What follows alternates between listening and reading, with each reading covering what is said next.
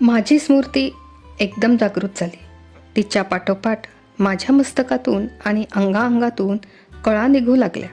वाऱ्यावर वाळलेले पान भिरभिरत जावे तसा त्या दिवशी मी घोड्यावरून दूर उडत गेलो होतो. पण कुठे? त्या अपघातात मी पांगळा तर झालो नाही ना? मग मला उठता का येत नाही? उजवा हात उचलून मी कपाळावर ठेवला. गार गार पट्टी होती तिथे. माझ्या अंगात ताप असावा, माझ्यापाशी तर कुणीच नाही. मग ही पट्टी इतकी गार कशी राहिली? सारी शक्ती एकवटून मी हाक मारली, आई. कंकणाची मंजूळ किनकिन माझ्या कानावर पडली. आईच माझ्या शय्येकडे येत असावी. मी डोळे ताणून पाहू लागलो. छे, आई नव्हती ती. मग कोण? त्या अपघातात मला प्राणांतिक जखमा झाल्या काय? मी माझ्या महालात आहे की मृत्यूच्या दारात? काहीच कळेना मला. माझ्या शय्येपाशी उभ्या असलेल्या आकृतीकडे मी अनिमिष दृष्टीने पाहू लागलो. मृत्यू इतके सुंदर रूप धारण करून येतो, मग जग मृत्यूला का भीते? माझ्या कानावर शब्द पडले, युवराज. तो अलकेचा आवाज होता. मी तिला विचारले, उत्सव संपला केव्हाच? किती दिवस झाले? 8? 8? हो. तिच्या आवाजात विलक्षण कंप होता. 8 दिवस सूर्य प्रत्येक प्रातकाळी उगवला होता आणि प्रत्येक सायंकाळी मावळला होता. पण मला त्याचे भान नव्हते. हे 8 दिवस मी कुठे होतो? कोणत्या जगात होतो? काय करीत होतो? मी गोंधळून गेलो.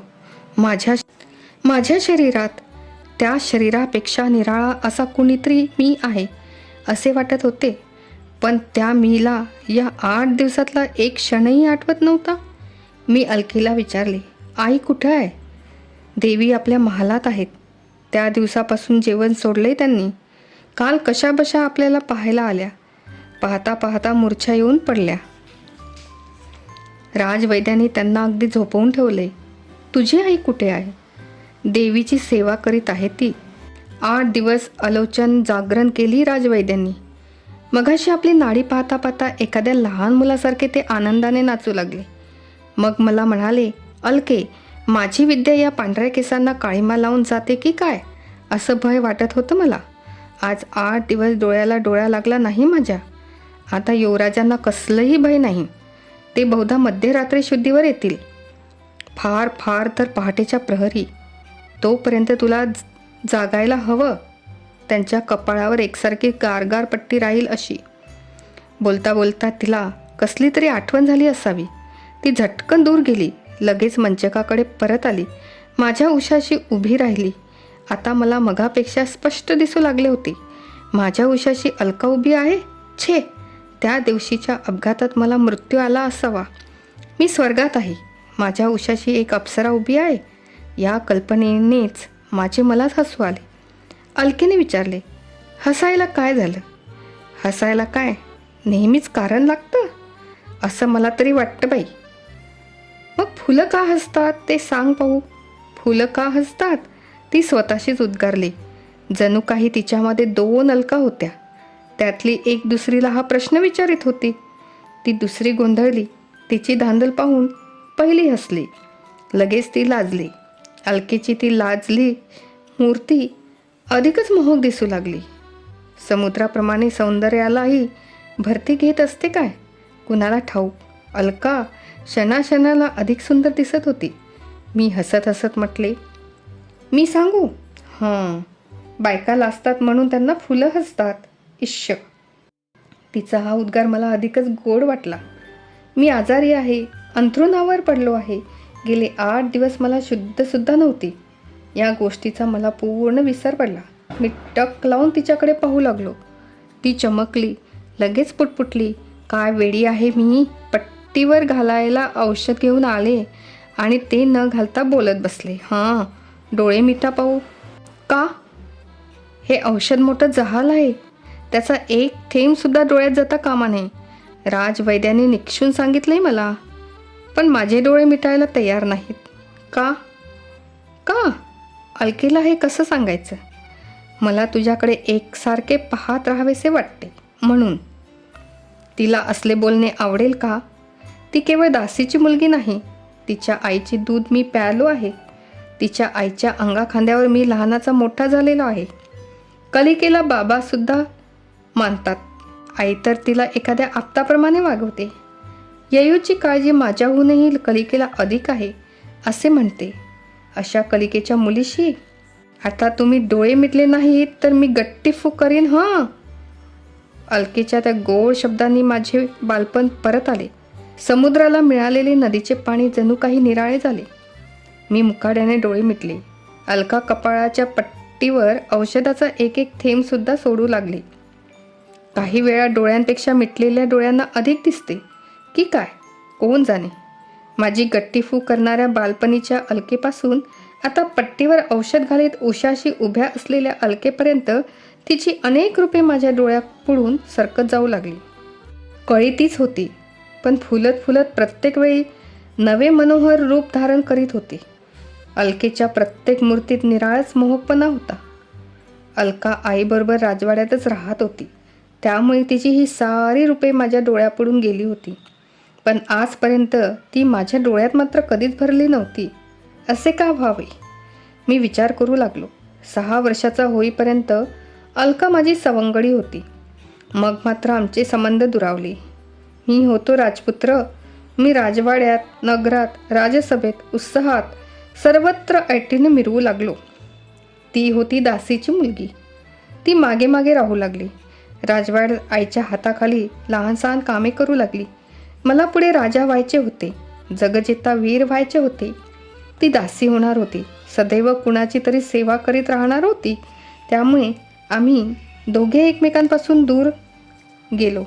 कुठल्या तरी स्वर्गीय सुगंधाने एकदम मला धुंद करून सोडले. माझे डोळे मिटलेलेच होते. उजवा हात हळूहळू वर नेऊन मी पाहिले.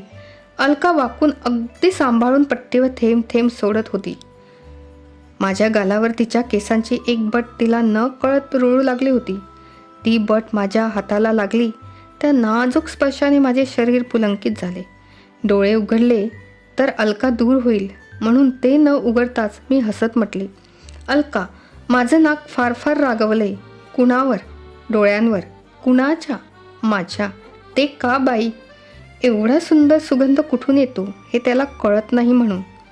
त्या नाकाला मला काही विचारायचंय. विचार की. त्याची देवावर श्रद्धा आहे ना? माझं नाक काही नास्तिक नाही. देवळातली मूर्ती दगडाची असते हे त्या नाकाला कबूल आहे ना? आहे. मग ते नाक त्या मूर्तीकडे का वागतं? त्याला त्या मूर्तीत देव दिसतो का? तो दिसला नाही तरी तिथं असतो. त्या नाकाला येणारा सुंदर सुगंधही तसाच आहे. अलकेच्या या बोलण्याची मला मोठी गंमत वाटली. आम्ही दोघे जणू काही पुन्हा लहान होऊन शब्दांचे खेळ खेळू लागलो होतो. पण असले खेळ खेळण्यापेक्षा तो सुगंध घ्यायची इच्छा माझ्या मनात प्रबळ झाली. मी अलकेला म्हटले, कसला आहे हा वास? जाईच्या फुलांचा. लहानपणी फार आवडायची ती तुम्हाला. अलका म्हणाली, ते खरे होते, पण मधल्या काळात धनुष्याच्या टंकारात आणि घोड्यांच्या टापात जाती कुसुमांचे ते लाडीत कुजबुजणे मला कधी ऐकूच आले नव्हते. मी म्हणालो, अलका, ती फुलं माझ्या नाकापाशी आण. मला त्यांची क्षमा मागायची आहे. थांबा वेणीच काढून देते मी. वेणी? हो, वेणीत ती माळली आहेत मी. मग ती तिथंच राहू देत. का? तू फूल तिथून काढलीस तर ती माझ्यावर रागवतील. इश्श, त्यांचा तसाच वास घेऊ दे मला. अलका काहीच बोलली नाही. मी म्हणालो, तू तुझ्या वेणीचा वास मला दिला नाहीस तर मी मोठ्यानं ओरडेन. मग सारी माणसं जागी होतील. पट्टीवर घालायचे थेंब मगाशीच संपले असावेत. आपला लुसलुशीत हात माझ्या ओठावर ठेवीत ती म्हणाली, असं काही करू नका बाई. 8 दिवस राजवाड्यात कुणाचा जीवात जीव नव्हता. राजवैद्यांनी छातीवर हात ठेवून आपल्या दुखण्याला उत्तार पडला आहे असं सांगितलं. म्हणून आज कुठं झोपी गेली आहे सारे. राजवैद्यसुद्धा पलीकडच्या महालात झोपले आहेत. तुम्ही ओरडलात की सारी माणसं धावून येतील. मग आई मला बोचून खाईल आणि रागारागानं म्हणेल, सेवासुद्धा नीट करता येत नाही कार्टीला. ती मला सुळावर चढविल. सुळावर चढवण्यापेक्षा वेणीचा वास देणं बरं नाही का? चांगल्या गोष्टीत विलंब बरा नसतो असं मोठं लोक म्हणतात. मी 5 अंक मोजायच्या आत 1 2 3 चा नंदनवनातल्या सर्व फुलांनी आपला सुगंध त्या जाईच्या फुलांना दिला असावा. अलकेच्या केसातल्या त्या वेणीचा वास घेता घेता मी धुंद होऊन गेलो. त्या फुलांबरोबर नाकाला आणि गालांना होणारा तिच्या बट्टांचा स्पर्श विलक्षण, सुखद, अगदी उन्मादक होता. अलका दूर होत आहे असे वाटताच मी भान विसरलो. त्या सुगंधाने अजूनही माझी तृप्ती झाली नव्हती. शरीराच्या कणकणाला तो हवा हवासा वाटत होता. मी डोळे उघडले, ती दूर होऊ लागली. लगेच मी ती वेणी तिच्या केसातून हिसकावून घेतली. दोन्ही हातांनी त्या फुलांचा चोळामोळा करीत मी ती नाकापाशी नेली. कंपित स्वराने अलका उद्गारली, असं काय करावं युवराज? अजून माझं समाधान झालं नाही. आणखी सुगंध हवाय मला.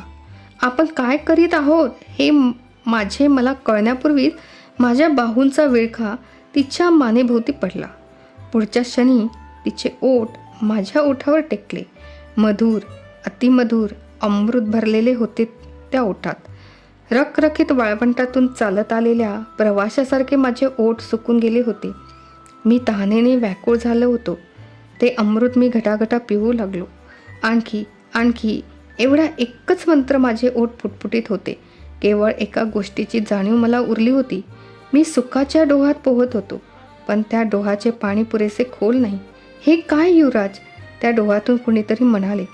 कोण होती ती मत्स्यकन्या? मी डोळे फाडून पाहू लागलो. ती अलकाच होती. माझ्या शय्येपासून दूर उभी होती ती. पण माझे ओठ अतृप्त होते. माझे मन असंतुष्ट होते.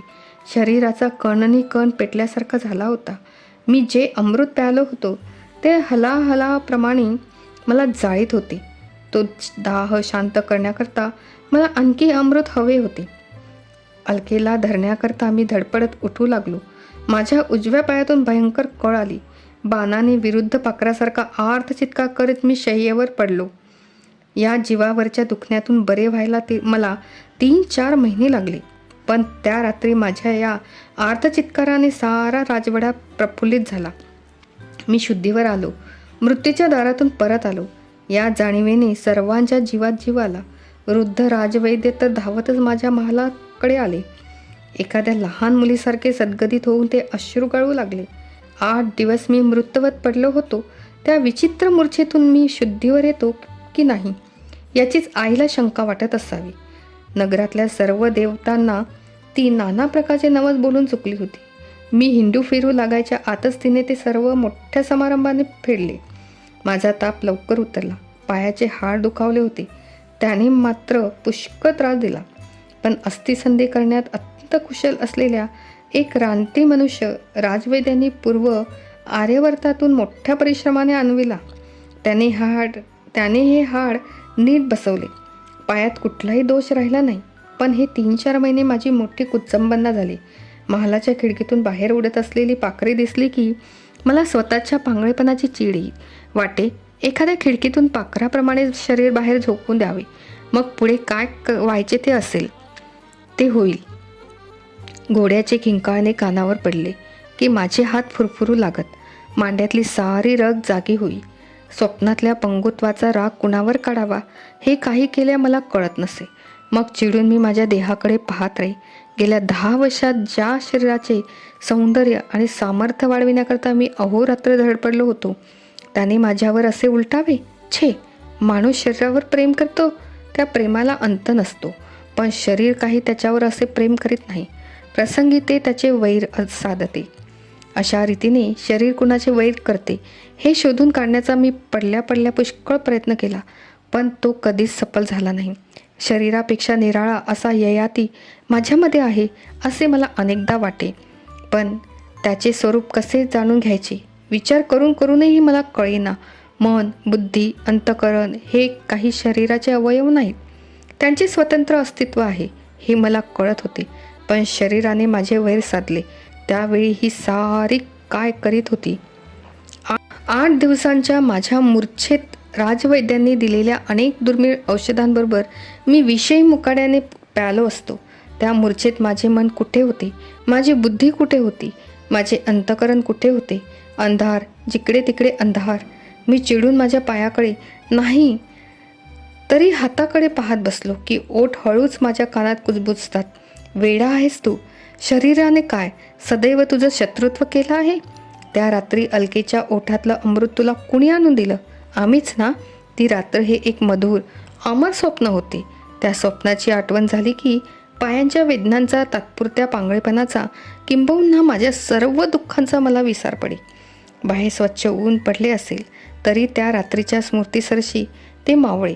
मग हातात निरांजन घेऊन उभ्या असलेल्या रमणीसारखे ती रात्र माझ्या डोळ्यापुढे उभी राहील. तो जाईचा फुलांचा मादक सुगंध, तो अलकेच्या केसांचा मृदुल स्पर्श, ते तिच्या ओठातले मधुर अमृत, त्यांच्या स्मरणाने माझे शरीर रोमांचित होईल. त्या 3-4 महिन्यात मला अतिशय सुख दिले असेल तर ते या स्मृतीने.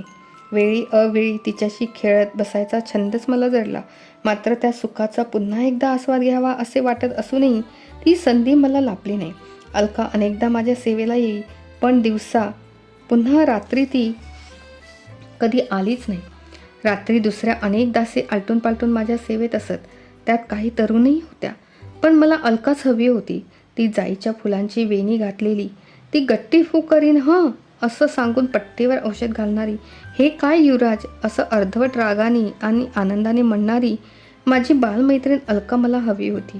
ती दिवसाभोवती वावरे तेव्हा तिची प्रत्येक डौलदार हालचाल माझे डोळे अदाशीपणे टिपून घेत. इतर कुठल्याही दासीविषयी असे आकर्षण मला वाटत नसे.